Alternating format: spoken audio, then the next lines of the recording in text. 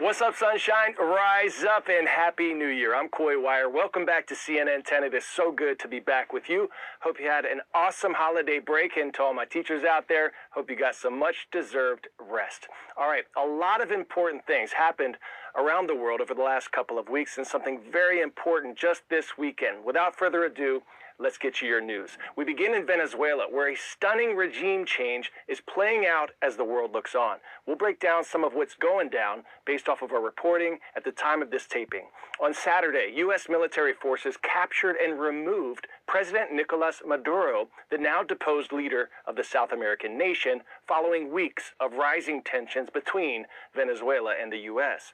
The unprecedented development unfolded as part of a large-scale American military strike over the weekend. Maduro is now in custody on U.S. soil, where Attorney General Pam Bondi says that he will face charges related to drug trafficking and weapons. Venezuela's Supreme Court directed the country's sitting vice president to lead the oil-rich nation, but President Donald Trump says the U.S. will, quote, run the country until a change of leadership can take place.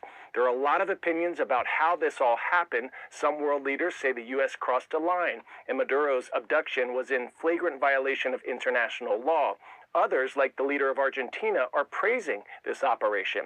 One thing that cannot be disputed, Maduro's presidency was extremely controversial. Our Stefano Pozzebon has more context on what led to this pivotal moment. While the scale of the strikes may have come as a surprise, tensions between Venezuela's leader and the United States have been ratcheting up for months. Less than 4 weeks ago, the U.S. Treasury slapping sanctions on 3 members of Maduro's family, 2 of whom were dubbed the narco-nephews from previous drug trafficking convictions.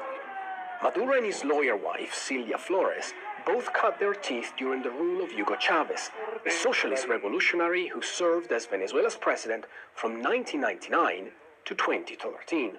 While Flores served as the country's attorney general, it was in Chavez's government that Maduro got his big break as foreign minister, spearheading anti-American policies and bolstering ties to China, Russia, and Iran from 2006 to 2013.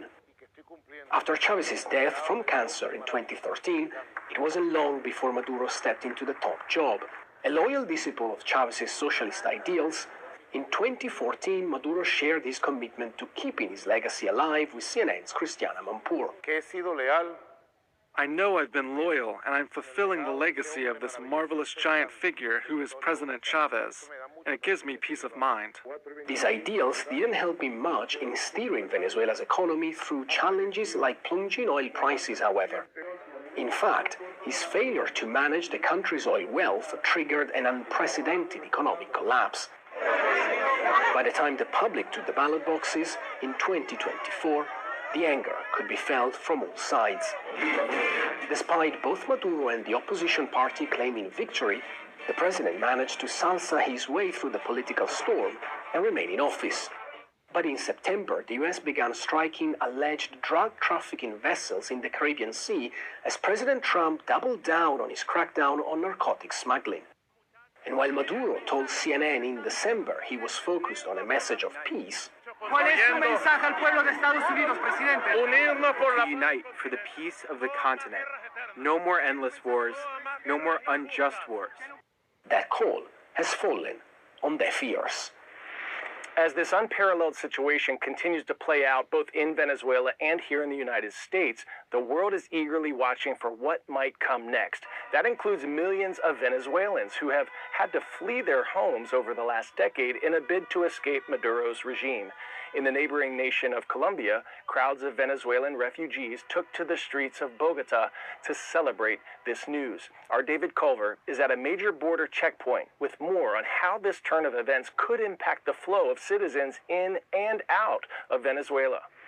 A heavy reinforced military presence on the Colombian side of the Colombia-Venezuela border. And you can see 3 armored vehicles here, a 4th over there.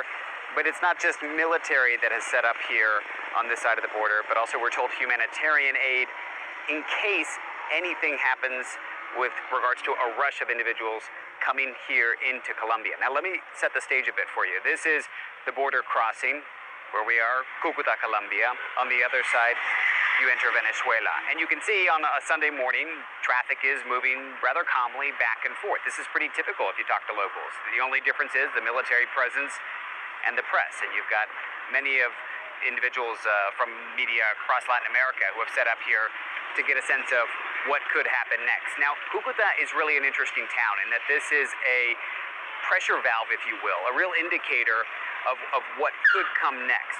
This is a place that really saw a lot of the surge of outward migration from Venezuela in the past decade plus.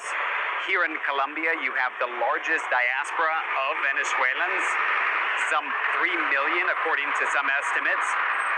And of course, you had Venezuelans who passed through here to then continue up into Central America, through Mexico and into the US. Many of them we've met along the way in recent years. And a lot of them reference the instability, the uncertainty, the insecurity of living in Venezuela. So the folks here who have made their lives in Cucuta, for example, they were out in the streets late into the night. In fact, we touched down just before midnight, and folks were still out celebrating. You had families draping themselves in flags. There were a lot of emotions. People seemingly very happy. What's interesting is when you speak to those individuals, those who have been, say, 10 plus years out of Venezuela, say they have their lives here in Colombia. No matter what changes in Venezuela, they have no real desire to move back.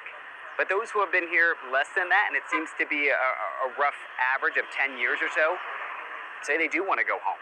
They want to try to reestablish their lives. So this could be a place where we see a few things. You could see folks who are fearing the chaos, fearing more instability, fearing more fracturing coming from Venezuela into Colombia. You could also see those who are fearing retaliation because perhaps they're aligned with Maduro. Then on this side, you could see a reverse migration, folks who want to go home, want to go back to Venezuela, and this is where many of them would return on that crossing. But on this Sunday morning, as of now, it's tranquil. It's not a rush in either direction. Folks skeptical, hopeful, but uncertainty still in place. Pop quiz hot shot in the practice of Buddhism. What does the word Buddha mean? Holy one, wise king, enlightened one, or peaceful leader?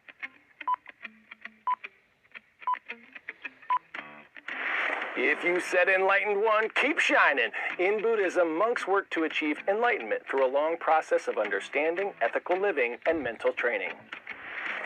Across the United States, a journey for peace is moving forward one step at a time. Right now, a group of 19 Buddhist monks and their dog named Aloka are on a 2,300-mile so-called Walk for Peace. The walk began on October 26th in Fort Worth, Texas, and is set to end in Washington, D.C. in February.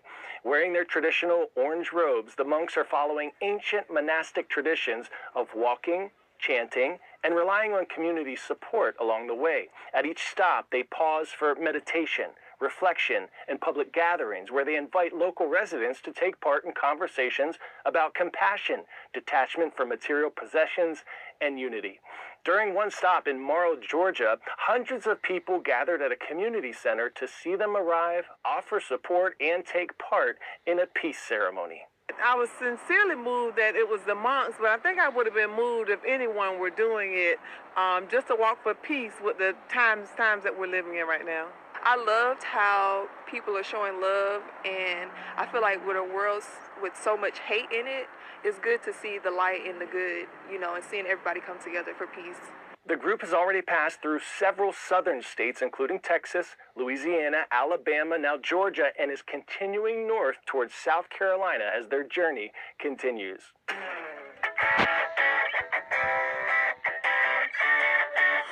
Today's story getting a 10 out of 10.